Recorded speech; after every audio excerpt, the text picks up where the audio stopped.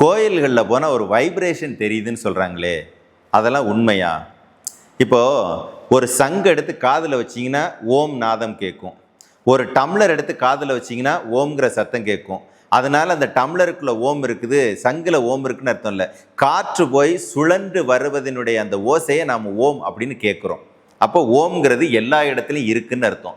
அதே போல் கோயிலில் போய் வைப்ரேஷன் கிடைக்குமா அப்படின்னா, அந்த கட்டிட கலையினுடைய நுணுக்கம் அங்கே போனவொன்னே ஒரு தெய்வீக அனுபவத்தை கொடுக்குற மாதிரி இருக்குமே ஒழிய, வைப்ரேஷன்கிறதுலாம் ஒன்றும் கிடையாது. ஆனால் கோயில்கள் எதன் அடிப்படையில் உருவாக்கப்பட்டதுன்னு நமக்கு புரியணும்.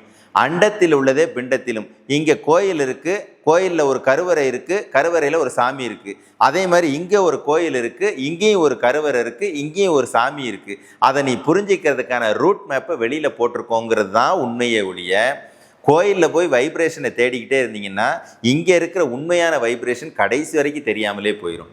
அண்டத்தில் உள்ளதே பிண்டத்திலுங்கிற தத்துவத்தின் அடிப்படையில் இங்கே இருக்கிற ஒன்று எப்படி இருக்குங்கிறத காட்டுறதுக்கு தான் அதுவே ஒழிய வேறு எதுக்குமே கிடையாது.